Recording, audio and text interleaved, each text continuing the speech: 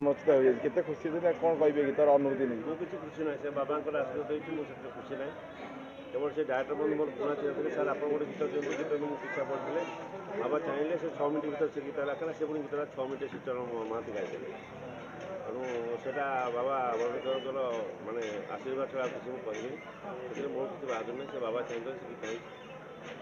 ଆଗରୁ ବି ସାର୍ ଯେଉଁ ଅଭିଳାଷ ଥିଲା କି ଗୀତ ଲେଖିବା ପାଇଁ? ଆଗରୁ ମୋର ଗୀତ ଅଛି, ମୁଁ ଲେଖିଛି ବହୁତ ଗୀତ, ସେସବୁ ଆସ୍ତେ ଆସ୍ତେ ବାହାରିବ, ତାକୁ ବେଶୀ ମୁଁ ପ୍ରଚାର ପ୍ରସାର କରିବି।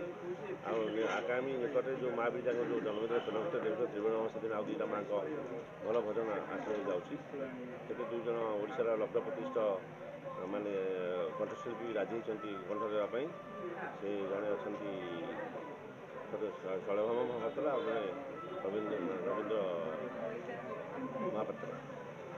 ଯଦି ମା ବି ଚାହିଁବେ ସେ ଗୀତ ଦେଖିକି ଯେପରି ସେଇ ଗୁଣ ବଜା ମାନେ ଆସିବ, ସମସ୍ତ ମନରେ ମାଆଙ୍କ ପ୍ରତି ଭକ୍ତିଭାବ ଅଧିକ କରିବା ପାଇଁ ଆସିବ।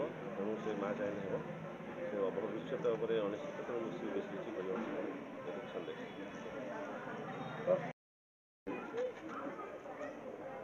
ସାର୍ ଦେଖିବା ଆଜି ଆମ ବିଜାପୁର ଯେ ଭିଡ଼ିଓ ଅଛନ୍ତି ତାଙ୍କୁ ସାର୍ ସେ ତାଙ୍କର ଗୋଟେ ଲେଖା ଗୀତ ଆତ୍ମରଚିତ ଲେଖା ଯେଉଁ ରହିଛି ବରୁଣେଶ୍ୱରଙ୍କ ଉପରେ ଗୋଟେ ଉନ୍ମୋଚିତ ହୋଇଛି, କ'ଣ କହିବେ ଗୀତ ନେଇ?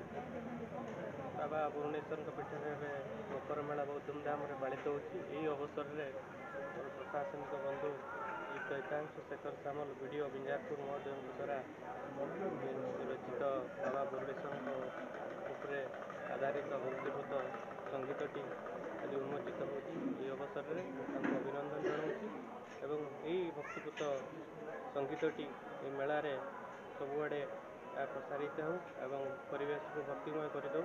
ଏବଂ ଏହି ଅବସରରେ ସମସ୍ତ ଗୀତିକାର, କଣ୍ଠଶିଳ୍ପୀ ଏବଂ ସଙ୍ଗୀତଜ୍ଞଙ୍କୁ ସମସ୍ତଙ୍କୁ ଅଭିନନ୍ଦନ ଶୁଭେଚ୍ଛା ଜଣାଉଛି।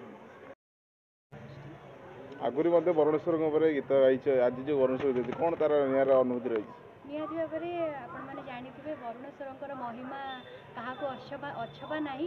ସମସ୍ତେ ଜାଣିଛନ୍ତି ବରୁଣେଶ୍ୱରଙ୍କର ମହିମା ଅପୂର୍ବ। ତ ମୁଁ କହିବି ତ ମୁଁ ବହୁତ ଖୁସି।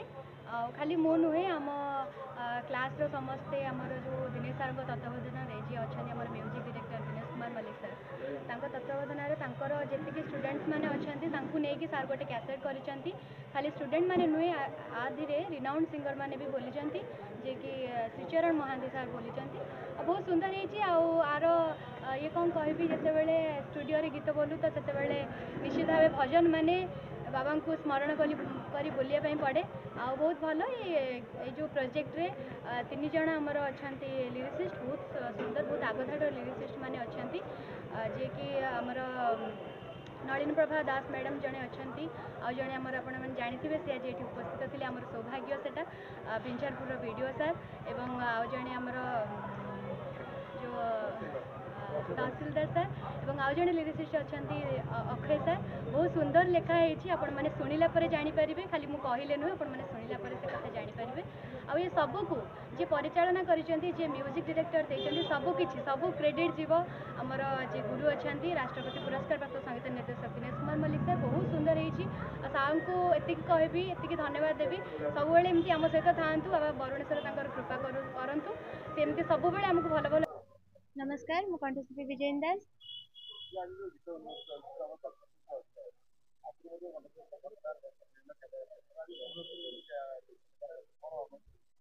ତ କହିବି ବାବା ବରୁଣେଶ୍ୱରଙ୍କର ମହିମା ଉପରେ ଆମେ ଗାଇଛୁ। ତ ମୋର ଗୋଟେ ବହୁତ ବଡ଼ ସୌଭାଗ୍ୟ ଯେ ବାବାଙ୍କ ଉପରେ ମୁଁ ଗାଇବାର ସୁଯୋଗ ପାଇଛି। ତ ଧନ୍ୟବାଦ ଦେବି ମୋ ସାର୍ଙ୍କୁ, ଦିନେଶ କୁମାର ମଲ୍ଲିକ ସାର୍ଙ୍କୁ। ତ ବହୁତ ଖୁସି ମୁଁ ଆଜି କି ବାବାଙ୍କ ପୀଠରେ ଆଜି ଉନ୍ମୋଚନ ହେଇଛି କ୍ୟାସେଟ୍। ଆଉ ଗୀତକୁ ଯେଉଁମାନେ ଲେଖିଥିଲେ, ଆଗଧାଡ଼ିର ଲିରିସିଷ୍ଟ କି ଅକ୍ଷୟ କୁମାର ଦାସ ସାର୍, ଆଉ କି ଶିକ୍ଷୟିତ୍ରୀ ନଳିନ ପ୍ରଭା ଦାସ ମ୍ୟାଡ଼ାମ୍, ଆଉ ବିଞ୍ଜାରପୁରର ବିଡ଼ିଓ ଯିଏକି ହିତାଂଶୁ ଶେଖର ଦାସ ସାର୍, ସାମଲ ସାର୍। ତ ଧନ୍ୟବାଦ ଦେବି ସାର୍ଙ୍କୁ। ଆଉ ଧନ୍ୟବାଦ ଦେବି ମୋର ଗୁରୁ ଯିଏକି ରାଷ୍ଟ୍ରପତି ପୁରସ୍କାର ପ୍ରାପ୍ତ ଦିନେଶ କୁମାର ମଲ୍ଲିକ ସାର୍ଙ୍କୁ। ନମସ୍କାର, ମୁଁ ରାଜେନ୍ଦ୍ର ରାଉତ କହୁଛି। ଆଜି ମୁଁ ବରୁଣେଶ୍ୱର ମା ମହିମା ବହୁତ ଖୁସି ହେଉଛି। ଆଜି ଆମ ଭାଗ୍ୟ ସୌଭାଗ୍ୟ ଯେ ଆଜି ଏକାଠି ହେଇକି କ୍ୟାସେଟ୍ ବାହାର କରିଛନ୍ତି, ଯିଏକି ଲେଖକ ସବୁ ତ ଭଲ ଭଲ ଅଛନ୍ତି, ତାଙ୍କୁ ଗୋଟେ ପ୍ରକାଶ କରିବନି, ଯିଏକି ଏକୁ ସବୁ ଏକାଠି କରିଥିଲେ ଦିନେଶ ମଲ୍ଲିକ ରାଷ୍ଟ୍ରପତି ପୁରସ୍କାର ସେମାନେ କ୍ୟାସେଟ୍ କରୁଛନ୍ତି, ତାଙ୍କୁ ଧନ୍ୟବାଦ ଦେବି। ଏଇଭଳି କ୍ୟାସେଟ୍ କରୁଛନ୍ତି ଏବଂ କ୍ୟାସେଟ୍ କରୁଛନ୍ତି ଏଇଭଳି ଗୀତ ଯେମିତି ହେଇଛି, ସୁପରହିଟ୍ ଗୀତ ହେଇଛି। ବରୁଣେଶ୍ୱର ଶୁଣିଲେ ଆପଣ ଜାଣିପାରିବେ, ସେ ଜଣେଇକି ନମସ୍କାର, ମୁଁ କଣ୍ଠଶିଳ୍ପୀ ଅଂଶୁମାନ ପଣ୍ଡା। ଆଜି ବାବା ବରୁଣେଶ୍ୱରଙ୍କ ମହିମା ଉପରେ ଗୋଟେ କ୍ୟାସେଟ୍ଟେ ଉନ୍ମୋଚନ ହେଲା ବରୁଣେଶ୍ୱର ମନ୍ଦିରରେ, ଯାହାକୁ ସବୁ ଗୀତରେ ଡାଇରେକ୍ସନ୍ ଦେଇଥିଲେ ମୋର ଗୁରୁ ତଥା ରାଷ୍ଟ୍ରପତି ପୁରସ୍କାର ପ୍ରାପ୍ତ ଦିନେଶ ମଲ୍ଲିକ ସାର୍। ଗୀତ ଗୁଡ଼ିକ ଖୁବ୍ ସୁନ୍ଦର ହେଇଛି, ଆପଣମାନେ ଦେଖିଲେ ଆପଣମାନଙ୍କୁ ବହୁତ ଖୁସି ଲାଗିବ ଏବଂ ଭଜନର ସୁଲଭ ଆପଣମାନେ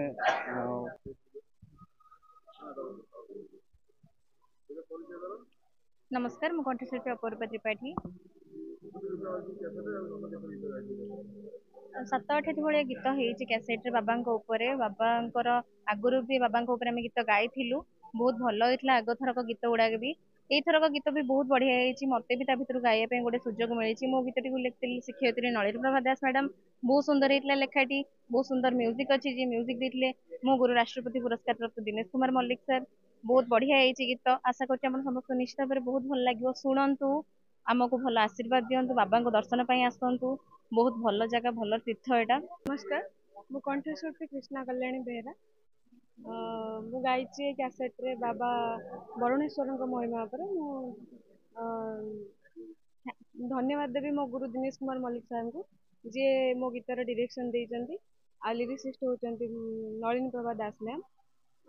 ଏମିତି ବାବା ବରୁଣେଶ୍ୱରଙ୍କର ଥାଉ ଆମ ଉପରେ କୃପା, ସାର୍ଙ୍କ ଉପରେ ଆମେ ଏମିତି ଭଲ ଭଲ ଗୀତ ଗାଉଛୁ। ଧନ୍ୟବାଦ।